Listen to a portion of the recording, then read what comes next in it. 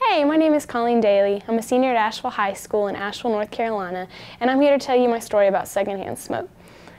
My Nana lives, well, not exactly lives, but spends a great deal of her time in a bar on Rosemary Street in Chapel Hill, right off of Franklin Street.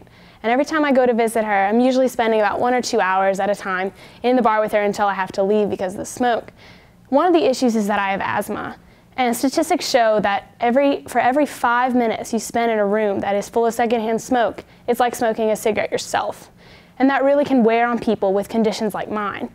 So what I find is that while I want to spend time with my family and friends in that location, it's really difficult for me. And every time I go, I end up thinking, well, what about the people who work there, who spend 8 hours at a time every day in that kind of a situation? I think it's really important that people are protected from secondhand smoke because it's protecting them from a decision that someone else made. They themselves weren't the one who decided to pick up a cigarette, but yet they're exposed to all the dangers that someone who smokes themselves deal with. Hi, my name is Erin Gray, and I would like to tell you about an experience of mine with secondhand smoke. A friend of mine lives in an apartment building where smoking is allowed outside on the grounds. One day as I was leaving, I stopped to talk to someone, and while we were talking, she was smoking. As I was walking home, I realized I was having a hard time breathing, and by the time I got home, I was having an asthma attack. I was coughing, couldn't breathe, could barely talk, and eventually I had to be put on a nebulizer, all because she had been smoking while I was talking. This could happen anywhere, downtown, in the neighborhood. No matter where I am, if there's smoke, it can really affect me. My name is Sarah. I'm from Hendersonville, North Carolina, and I would like to tell you the story of my mother, Hazel. She died of the effects of secondhand smoke. She was not a person who worked in a bar or a restaurant. She was a school teacher. She was exposed to secondhand smoke in the teacher's lounge every day where she taught for over 25 years. And luckily now, the schools in North Carolina do not have to worry about exposure of the workers to secondhand smoke, but it's still an issue for people that do work in bars and other areas, in restaurants, or even on the street. Hi, my name is Cheyenne Moen. I'm a sophomore at the School of Inquiry and Life Sciences at Asheville. From the age of 14, my dad used to smoke, and he also had diabetes. And by the time he graduated college, he had already had kidney failure. We know that not only was diabetes a part of it, but the smoking too. So luckily he stopped before I was born. But not only was my mother affected by it, but I inherited her allergy to smoking.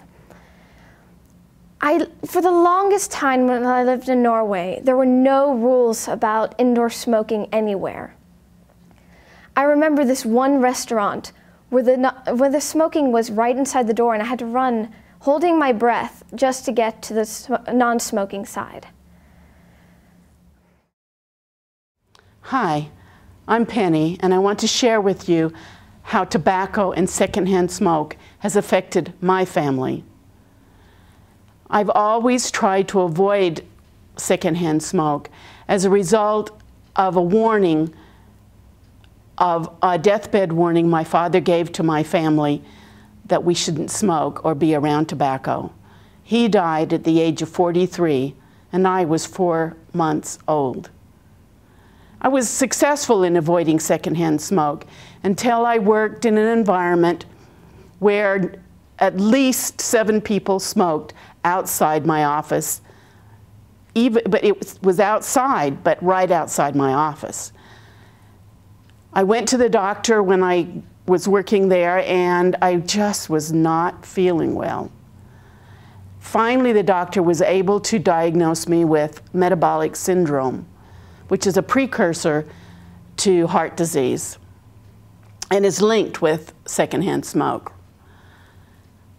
A 1.5 to 2 years later, I was in the hospital with my daughter, who had to learn that her mother was going to have a bypass surgery.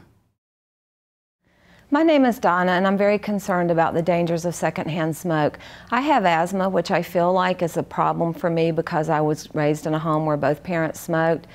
Also, after college, the first couple of jobs I had were in environments where people were allowed to smoke. When I moved away from home to go to college, I was able to live in a smoke-free environment. So that was the first experience I had of being in a smoke-free world. All workers in North Carolina deserve to be in a smoke-free environment. I feel strongly that you should be protected in any work site. Today I work for a school setting and all of our schools are tobacco-free, so I have that protection, but not everyone does.